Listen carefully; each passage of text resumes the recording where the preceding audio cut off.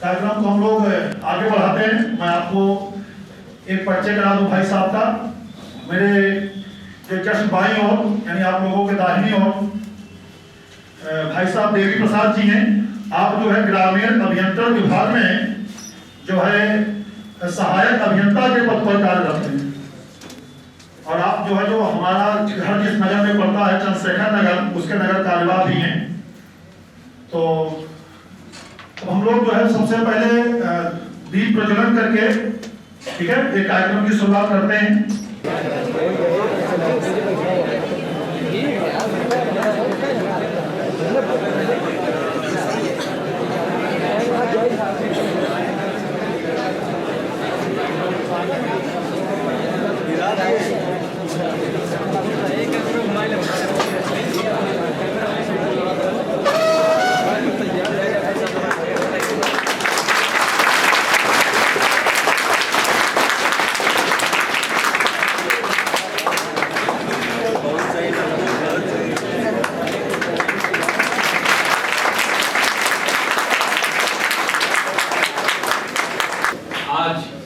हम सब लोग स्वामी विवेकानंद जी की 160वीं जयंती के अवसर पर, जो कि भारतवर्ष में राष्ट्रीय युवा दिवस के रूप में मनाया जाता है, सन 1984 में भारत सरकार ने डिक्लेयर किया कि स्वामी विवेकानंद जी का जन्म दिवस युवा दिवस के रूप में मनाया जाएगा, क्योंकि युवाओं को सबसे ज़्यादा प्रेरित करने वाला अगर कोई देश में है तो वह स्वामी विवेकानंद जी हैं।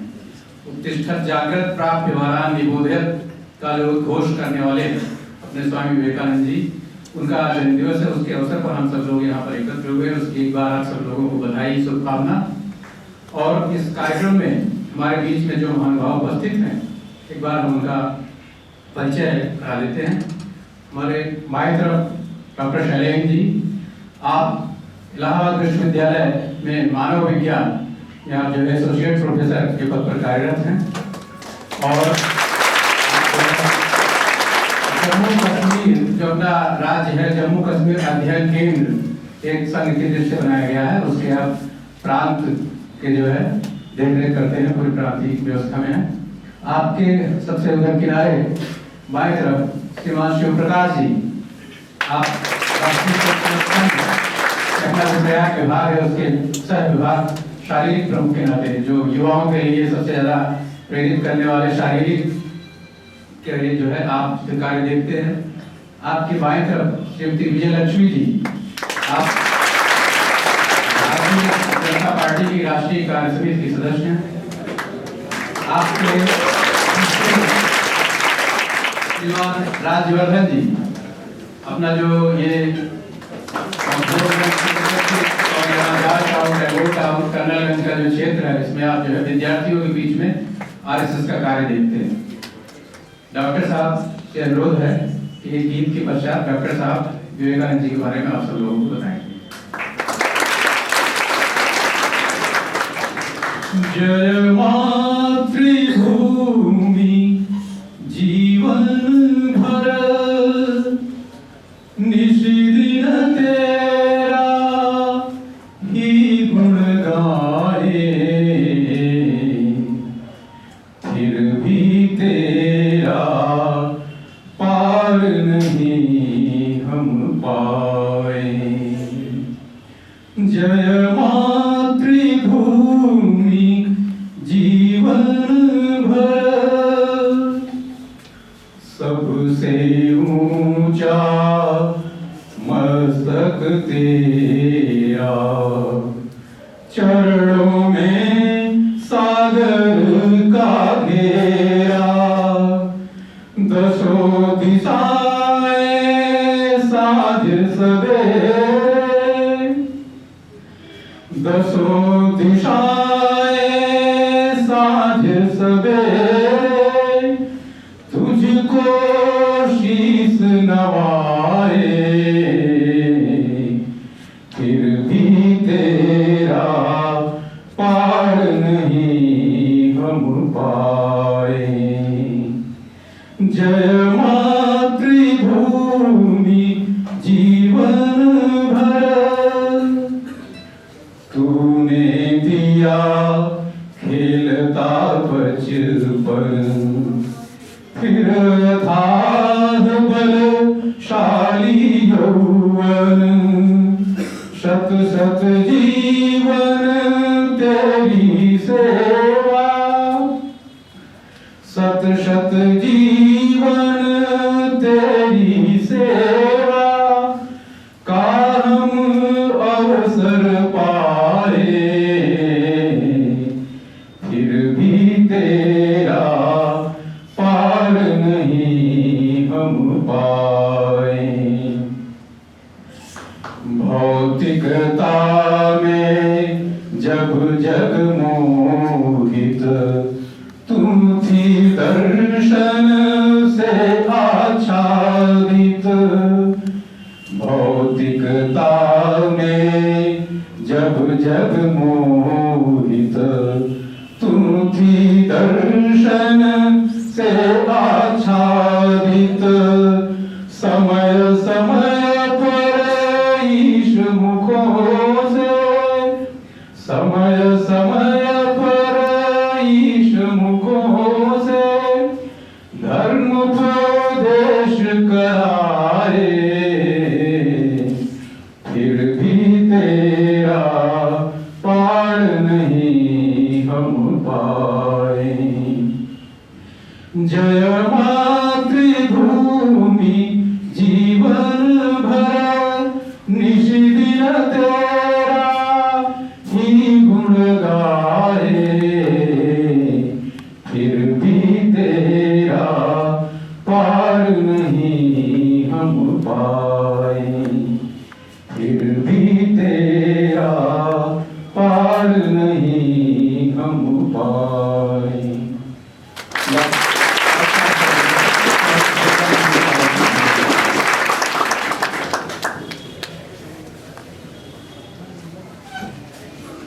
धन्यवाद भाई साहब। आदरणीय देवी प्रसाद जी भाई साहब, शिव प्रकाश जी भाई साहब और इस संस्थान के संचालक श्रीमान कुलदीप जी और इस कार्यक्रम में उपस्थित राजवर्धन जी, श्रीमती विजयलक्ष्मी जी और इस संस्थान से जुड़े हुए सभी कार्यकर्ता बंधुओं और इस संस्थान के संचालन में हर प्रकार से अपनी भूमिका निभाने वाले सभी बंधु भगिनी और इस प्रयागराज की पावन भूमि में उपस्थित ये युवा शक्ति को मैं प्रणाम करता हूँ और आप सभी का अभिनंदन करता हूँ। आज का दिन ये युवाओं का दिन है।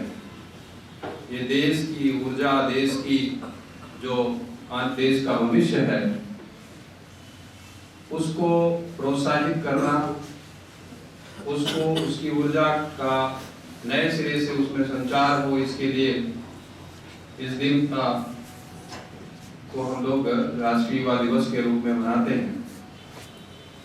एक ऐसे तपस्वी, एक ऐसे मनस्वी, एक ऐसे ओजस्वी का जन्मदिन है जो न केवल भारत को प्रभावित किए वरन पूरे विश्व को उन्होंने अपनी मेधा से, अपनी ओजस्विता से, अपनी वाणी से, अपने संस्कारों से पूरी मानवता पर जिसने छाप छोड़ा हो, एक ऐसे तपस्वी का दिन है, एक ऐसे भारत के बेटे का जन्मदिन है जो आप देखेंगे हमारे संत परंपरा में सामान्य तौर पे जिनको लक्ष्य बना करके कार्य करते हैं वो वरिष्ठ जन होते हैं। ऐसा माना जाता है कि ये वरिष्ठ जन जो है अपने परिवार में वो संस्कार विकसित करेंगे जो उनको संत परंपरा के लोग संस्कारों के रूप में देंगे या जो ज्ञान वो प्राप्त करेंगे वो धीरे धीरे वो अपने परिवार में उसको देंगे। लेकिन ये एक ऐसे संत थे जिनके लक्ष्य में युवा था, जिनका टारगेट युवा था। युवाओं को, युवा शक्ति को हमको प्रभावित करना है, क्योंकि अगर एक बार युवा जाग गया तो वो देश की तकदीर बदल देगा। स्वामी विवेकानंद जी जिस कालखंड में उनका जन्म हुआ उस समय भारत परतंत्र था, अंग्रेजों का शासन था और ऐसे में एक आर्थिक रूप से संपन्न परिवार, उस समय जब उनका जन्म हुआ वो संपन्नता थी। उनके पिताजी कलकत्ता के हाई कोर्ट में जाने माने वकील थे और एक बड़ी उनका अपना एक कुलीन परिवार था, वहाँ उनका जन्म हुआ। और अभी भी अगर आप कलकत्ता जाएंगे तो श्याम बाजार से कॉलेज स्ट्रीट की तरफ जाते हैं तो उनका वहाँ पर घर है, उस घर को रिनोवेट कर दिया सरकार ने और बहुत सारे टूरिस्ट लोग जिनकी उनमें श्रद्धा है, आस्था है, जिनकी मान्यता है, वो लोग जाते हैं, उनको देखते हैं कि कहाँ स्वामी जी ने जन्म लिया और कहाँ वो पले बड़े। तो वहाँ पर उनका जन्म होता है। लेकिन एक छोटे नरेंद्र, उनके अंदर ये जिज्ञासा थी कि मुझे ईश्वर को देखना है, मुझे ईश्वर को जानना है, ईश्वर कैसा है, वो परम सत्ता कैसी है। और अनेकों बार वो अपने माँ बाप से भी प्रश्न करते थे, उनके यहाँ जो भी लोग आते थे अतिथि उनसे भी प्रश्न करते थे, आप मुझे ये बताएं। धीरे धीरे बच्चों के साथ अपने खेलते हुए वो बड़े हुए और परिवार में ही उन्होंने पुराणों की, स्मृतियों की, वेदों का, इन सब का अध्ययन किया, गीता को कंठस्थ किया और उसके बाद भी उनकी जिज्ञासा बनी रही। वो प्रेसिडेंसी कॉलेज में दाखिला लिए, फिर उसके बाद आजकल उसका नाम स्कॉटिश चर्च कॉलेज हो गया, वहाँ पर फिर पढ़ाई करी। और उसी दौरान वो उनको पता चला कि दक्षिणेश्वर के मठ में एक साधु है जो बड़े तपस्वी हैं और उनके पास वो कहते हैं कि मैंने ईश्वर को देखा है और वो उनके पास जाते हैं, स्वामी रामकृष्ण परमहंस। और उन्होंने रामकृष्ण परमहंस से ये प्रश्न किया कि क्या आपने ईश्वर को देखा है? उन्होंने कहा कि मैंने तो देखा है, तुम भी देख सकते हो। उन्होंने कहा कि अगर आप मुझे ईश्वर का दर्शन करा दें तो मैं आपको अपना गुरु स्वीकार कर सकता हूँ। उन्होंने बताया कि उस ऊर्जा को आप महसूस कर सकते हैं, जैसा पथ मैं बताता हूँ उस पथ पे अगर तुम चल सको। तो विवेकानंद जी को ये विश्वास हो गया कि ये संभवतः ऐसे व्यक्ति हैं जो मुझे ईश्वर का दर्शन करा सकते हैं, क्योंकि हर कोई तो यही कहता कि जब मैं पूछता हूँ तो कहता नहीं हमने देखा तो नहीं है पर ईश्वर है। इन्होंने कहा ईश्वर है भी और मैंने देखा भी है और तुम भी देख सकते हो, तुमको एहसास भी करा सकते हैं, लेकिन तुम उस पथ पे चलो। और धीरे धीरे स्वामी विवेकानंद जी उनके व्यक्तित्व से प्रभावित हुए और वो उनके शिष्य बन गए। स्वामी रामकृष्ण परमहंस एक ऐसे संत थे जो कि उस समय बंगाल में जब सुधारवादी आंदोलन चल रहा था, जिसमें ब्रह्म समाज की स्थापना हो गई थी, केशव चंद्र सेन, राजा राम मोहन राय और ऐसे कई सारे नाम हैं, दुर्गादत्त टैगोर, ऐसे लोग जो थे वो समाज में जो ईसाईकरण हो गया था उससे वापस उनको हिंदू बनाने की एक प्रकल्प उनका चल रहा था और हिंदू समाज को वो प्रेरित करने का कार्य कर रहे थे। और एक प्रकार का उस समय कहें तो कॉम्प्लेक्स भी था, जो आकर्षण था कि मॉडर्निटी की तरफ, अंग्रेज जो अपने आप को आधुनिक कहते थे, उस आधुनिकता के साथ कैसे युक्त किया जाए, हमारी जो पारंपरिक हमारी जो परंपराएं हैं उसको कैसे जोड़ा जाए, इस सब विषयों को लेकर के ये लोग काम कर रहे थे। कहीं उस अंग्रेजियत के प्रति आकर्षण भी था और उसके साथ में भारत के अध्यात्म को जोड़ने का प्रयास किया जा रहा था इन लोगों द्वारा। और ऐसे समय में स्वामी रामकृष्ण परमहंस, जो परमहंस जानते हैं जिनको कहा जाता है भारत की संत परंपरा में ऐसे लोगों को जो समाधि की उच्चतम श्रेणी को प्राप्त कर लेते हैं, उनको परमहंस का दर्जा दिया जाता है, उनको कि वो उस स्तर को प्राप्त कर गए, तो वो ऐसे इस कोटि के संत थे। उन्होंने कहा कि ये जो कुछ भी किया जा रहा है वो बाद में केशव चंद्र सेन वगैरह भी उनके शिष्यों में शामिल हो गए और उन्होंने कहा कि ये सब कुछ खोखला है, ऐसा कुछ नहीं है। हमारा जो धर्म है उसमें इतनी शक्ति है कि वो अध्यात्म और विज्ञान को वियोजित करके नहीं देखता है, वो अध्यात्म से ही विज्ञान का मार्ग बताता है। आप देखेंगे कि हमारे देश में हमारा जो हम कई सारे ऐसे उदाहरण हमारे परंपराओं में, जिसको आप सामान्य फैक्ट से समझ सकते हैं। किसी भी विज्ञान का प्रसार समय के सापेक्ष होता है, स्थान के सापेक्ष होता है। भारत में स्पेस में भी अगर देखें तो भारत एक ऐसी परंपरा का वाहक है जहां पे गांव के कोने में बैठा हुआ एक सामान्य जो कथावाचक है, जो सामान्य तौर पे उपद्रा देखते हैं ना, वो भी एग्जैक्टली बता देता है कब चंद्र ग्रहण सूर्य ग्रहण पड़ेगा, और याद नहीं है, सदियों शताब्दियों से बताता रहा है। नासा की ऑब्जर्वेटरी अभी बनी है, वो देख करके प्रेडिक्ट करते हैं कब होगा, और वो 1 सेकंड का भी अंतर उसमें नहीं होता। तो ये विस्तार इस संस्कृति का। स्पेस में, टाइम में भी अगर आप देखें जो हमारा ब्रह्म संवत है, उसकी परिकल्पना है कि वो करीब जो मानव सभ्यता है वो 2 करोड़ साल का की गणना करता है। 1,93,000 से 1,93,000 वर्ष से 1,93 करोड़ वर्ष की वो काल गणना देता है। और वो जो पहला प्रक्षेपण किया नासा ने जब अपने उपग्रह का, तो उस समय जो उनके कॉस्मोलॉजिस्ट थे उन्होंने कहा कि केवल हिंदू है जो बिलियंस में मिलियंस में सोच पाया कैलेंडर को, केवल हिंदू सभ्यता, बाकी विश्व की कोई सभ्यता नहीं है जो कि 1000 में भी 1000 से आगे भी बढ़ी हो, मिलियन में भी गई हो, ऐसी कोई सभ्यता नहीं है अलावा ये हिंदू सभ्यता के कैलेंडर में। तो समय के सापेक्ष और ऐसी सभ्यता में हमारी जो ऋषि मुनियों की सभ्यता, हमारी जो परंपरा रही है, ज्ञान परंपरा रही है, उस ज्ञान परंपरा के ध्वजवाहक के रूप में उन्होंने विवेकानंद को देखा कि ये ऐसा छात्र मेरा है जो इस परंपरा का वाहक बन सकता है और जो इस परंपरा को पूरे विश्व में फैला सकता है। वो उस प्रतिभा को देख रहे थे रामकृष्ण परमहंस, और उस प्रकार से उन्होंने उनको रचा गढ़ा। विवेकानंद जी मानवीय मूल्यों के बहुत बड़े पोषक थे। वो नर से नारायण की साधना करने वाले व्यक्ति थे, जो कहते थे दरिद्र नारायण की साधना करिए, नर में नारायण है आप।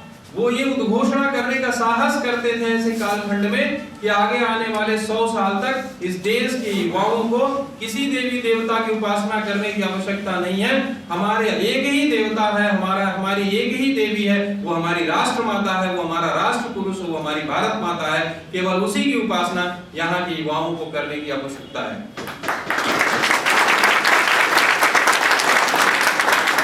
उनका मानना था कि हमारी संस्कृति मजबूत होगी, हमारा राष्ट्र मजबूत होगा। और वो पूरे विश्व बंधुत्व की भावना से प्रेरित, और वो ऐसे परमहंस के शिष्य थे जो परमहंस जी कहा करते थे कोई भी धर्म हो, मैंने हर धर्म से साधना करके, हर धर्म के मार्ग पे साधना करके देख लिया है, और वो सारे धर्म एक ही जगह पहुंचाते हैं। ईश्वर के पास पहुंचाने का रास्ता अलग अलग है, लेकिन पहुंचते सब उसी जगह हैं। और ऐसी परंपरा में स्वामी विवेकानंद जी ने अपने गुरु से शिक्षा प्राप्त करी, और उसके साथ उन्होंने जो तत्कालीन आधुनिक शिक्षा थी, उस शिक्षा के प्रति भी उनका रुझान झुकाव था, और उसमें भी वो निष्णात थे। वो जब शिकागो जाते हैं सर्वधर्म सम्मेलन में, तो उन्हें बहुत कठिनाइयों का सामना करना पड़ा वहां उस मंच तक पहुंचने के लिए। यहाँ से यात्रा के लिए भी व्यवस्था नहीं थी। वहां पहुंचने के बाद वो पहले कनाडा गए, कनाडा से वापस आते हैं, वापस आए, शिकागो पहुंचे, वहां पर भी उनको उस मंच पे मिलने का, मतलब उनको बोलने का समय नहीं मिलता है। वो हार्वर्ड के एक प्रोफेसर को प्रभावित करते हैं अपने ज्ञान से, अपनी तार्किक शक्ति से, अपने वक्तृत्व से, और उसके बाद 2 मिनट का समय उनको मिलता है।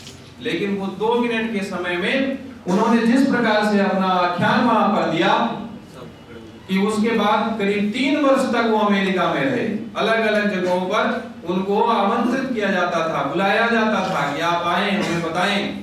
और अमेरिका के जो न्यूज़पेपर्स थे, वहां की मीडिया ने उनको साइक्लोनिक सेंट, एक क्रांतिकारी संत की उपाधि दी। और उसके बाद वहां से आने के बाद वो भारत की भूमि में, भारत की धरती पे वहां उसकी मिट्टी में लौटने लगते हैं। कहते हैं कि जो कुछ भी अशुद्धि मेरे शरीर में लग गई होगी, मेरी माँ उसे साफ कर देगी, मैं फिर से पावन पुनीत हो जाऊंगा।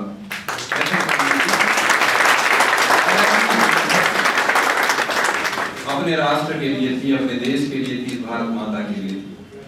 उसके बाद यहाँ पर आने के बाद करीब 130 से अधिक प्रकल्प उन्होंने रामकृष्ण मिशन के खड़े किए। अपने गुरु की सेवा, जब उनके गुरु को डॉक्टर ने बताया कि आपको कैंसर हो गया है, वो समाधि की स्थिति में पहुंच गए थे और उनको बताया कि आपको कैंसर हो गया है। 2-3 वर्षों तक उन्होंने असाध्य कष्ट सहे, लेकिन वो पड़े रहे बिस्तर पे। और फिर भी और उनके आसपास तमाम जो अब उस तरह के पेशेंट होते हैं, कफ है, रक्त है, ऐसा रहता था। कई सारे शिष्य उसको साफ नहीं करते थे, स्वामी जी अकेले उनकी सेवा करते थे। अपने गुरु की ऐसी सेवा उन्होंने करी और जब उन्होंने देह त्याग किया, उसके बाद उन्होंने संन्यास परंपरा अपना लिया 25 वर्ष की अवस्था में। और एक परिव्राजक के रूप में, एक तपस्वी के रूप में, एक योगी के रूप में वो पूरे भारत को जानने के लिए भारत के अनेक तीर्थों में पूरब से पश्चिम तक, उत्तर से दक्षिण तक वो घूमते रहे, भारत को जानने के लिए, भारत को समझने के लिए, भारत की संस्कृति को, भारत के लोगों को, भारत की समस्याओं को उन्होंने समझा। और उसके बाद फिर उन्होंने अनेकों पुस्तकें भी लिखी, अनेकों लेख भी लिखे।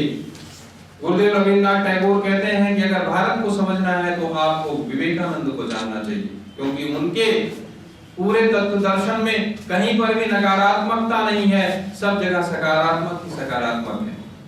ऐसे स्वामी जी युवाओं के लिए प्रेरणा पुंज हैं। और हम लोग संघ में गीत गाते हैं कि जिनकी ओजस्वी वचनों से गूंज उठा था विश्व गगन, वही प्रेरणा पुंज हमारे स्वामी पूज्य विवेकानंद।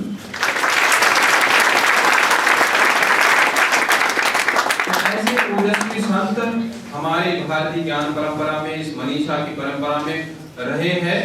और उन्होंने जो विषय, उन्होंने शिक्षा के बारे में भी, जो हम लोग आजकल शिक्षा ग्रहण कर रहे हैं, वो बहुत बड़े घोर आप कह सकते क्रिटिक थे मैक्स मूलर और मैकाले की शिक्षा की। वो कहते थे वो शिक्षा निरर्थक है जो खाली व्यवसाय दे सकती है।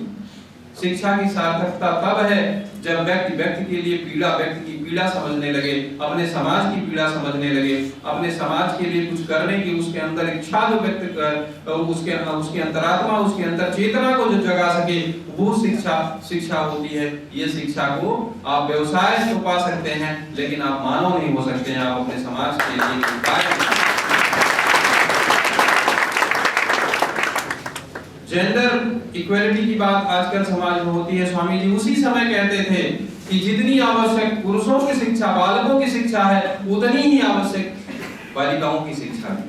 उनको भी वही शिक्षा मिलनी चाहिए जो बालकों, उसमें कोई भिन्नता नहीं होनी चाहिए। तो ऐसे स्वामी जी ने ऐसे समाज की रचना, ऐसे समाज का दृश्य उन्होंने देखा था, ऐसी कल्पना उन्होंने की थी कि भारत का समाज एक सशक्त समाज होगा, जो ज्ञान पर आधारित समाज होगा, जो अध्यात्म पर आधारित समाज होगा, जो ऐसा समाज होगा जो एक दूसरे की पीड़ा समझेगा, जो एक दूसरे के कष्ट को समझेगा, जो समाज समरसता का समाज होगा, जो समन्वय का समाज होगा। वो कहते थे कि हम सभी को एक नहीं कर सकते हैं, हर व्यक्ति की अपनी खूबसूरती है, हर व्यक्ति की अपनी विशेषताएं हैं, वो एक दूसरे से भिन्न है। उनको अगर आप एक करना चाहेंगे तो आप असफल हो जाएंगे, लेकिन जो जिसकी शक्ति है उसको उभारिए। और हर किसी की शक्ति जब एक साथ एक पुंज में मिलेगी तो वो समाज की शक्ति बनेगी, वो राष्ट्र की शक्ति बनेगी। और राष्ट्र तभी सबल होगा जब हम उन विभिन्नताओं को जानते हुए, उन विभिन्नताओं को उनकी शक्ति में परिमार्जित करते हुए हम एक सशक्त समाज का निर्माण कर जाएंगे, तो हम पूरे राष्ट्र का निर्माण कर ले जाएंगे और हमारा राष्ट्र एक ऐसा राष्ट्र बनेगा जो पूरे विश्व को ज्ञान देगा। उन्होंने कहा कि भारत के अध्यात्म के बिना पूरा विश्व अनाथ हो जाएगा। जब भारत का अध्यात्म नहीं रहेगा तो विश्व अनाथ हो जाएगा। तो विश्व को प्रेरित कौन कर सकता है? वो भारत कर सकता है। यहाँ की ज्ञान परंपरा कर सकती है, यहाँ का अध्यात्म कर सकता है। जो यहाँ की शिक्षा का मूल आधार है। धीरे धीरे समय के साथ क्या हुआ कि अंग्रेजों को उनको आवश्यकता थी अपने लिए वर्कफोर्स की, उन्होंने शिक्षा को रूपांतरित कर दिया। आप देखें तो जब मैं काले भारत आया तो वो कहता है वो जा करके वहां ब्रिटिश पार्लियामेंट में उसने अपने उद्बोधन में कहा कि मैंने भारत को लेंथ और ब्रेड्थ में नापा और मैंने कहीं पर भी एक बेगर नहीं देखा, सिंगल थेफ्ट नहीं देखा, कहीं पर चोर नहीं देखा, कहीं पर भिखारी नहीं देखा। ऐसा भारत है और उस भारत को अगर आपको लंबे दौर तक सब्जुगेट करना है तो आपको वहां के लोगों को उनकी शिक्षा व्यवस्था से काटना पड़ेगा। वैसी शिक्षा व्यवस्था विकसित करनी पड़ेगी कि उनका मॉरल स्टैंडर्ड गिरे, जो उनका नैतिक बल है उसका ह्रास हो, तभी आप लंबे दौर तक वहां शासन सत्ता में रह सकते हैं। और उस प्रकार की शिक्षा व्यवस्था का सृजन उसने किया। स्वामी जी ने जब दूसरी बार वो यूरोप की यात्रा पर गए तो उन्होंने मैक्स मूलर से भी संवाद किया, जो एक बड़ा पैरोकार था भारत में शिक्षा व्यवस्था का। उसके दर्शन को यूरोपियंस मानते थे और यहाँ पर भी बहुत सारे लोगों ने मैक्स मूलर को स्वीकार किया।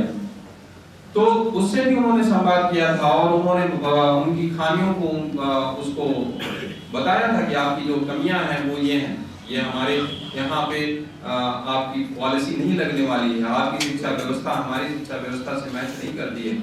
भारत में शिक्षा समाज पर आधारित, भारत की शिक्षा समाज की जिम्मेदारी थी, सरकार की जिम्मेदारी नहीं। और धीरे धीरे वो समाज की जिम्मेदारी से हटके वो सरकार की जिम्मेदारी में बदल गई। और जब समाज की जिम्मेदारी थी, समाज अपने प्रकार के सिलेबस बनाता था, अपनी आवश्यकताओं के हिसाब से उसके शिक्षक होते थे। और भारत में कभी भी आप देखें तो पलायनवाद नहीं रहा, हमेशा यहाँ बड़े बड़े कार्य उन लोगों ने किया है जो समाज में रह के समाज के अनुरूप कार्य करने वाले हैं।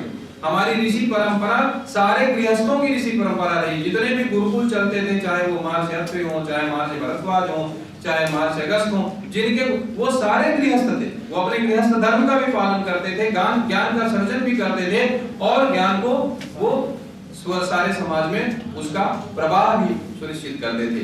ऐसी परंपरा भारत की रही है और उसके वाहक स्वामी विवेकानंद थे।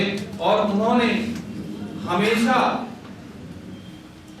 लक्ष्य पे कहा कि हमें इतनी साधना करनी है कि जब तक हमारा लक्ष्य हमारे सामने स्वयं न आ जाए, हमें तब तक चलते रहना है, खुद को जागृत रखना है, औरों को जागृत करना है और उसके बाद हम अपने लक्ष्य को प्राप्त करेंगे।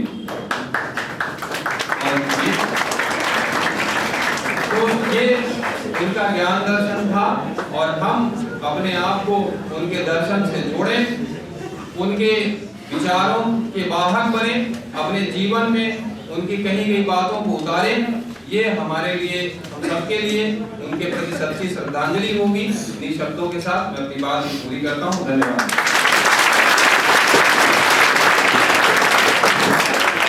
तो हम लोग यहीं पे कार्यक्रम की समाप्ति करते हैं। आज के कार्यक्रम के लिए ठीक है, मैं डॉक्टर साहब का, भाई साहब का बहुत बहुत धन्यवाद। और इस कार्यक्रम में जिन लोगों ने प्रत्यक्ष या अप्रत्यक्ष रूप से जो भी योगदान किया उसके लिए बहुत बहुत धन्यवाद। मैं आभार व्यक्त करता हूँ आप बच्चों को, ठीक है, कि आप लोगों ने सहयोग दिया, अपने अमूल्य समय को दिया, ठीक है।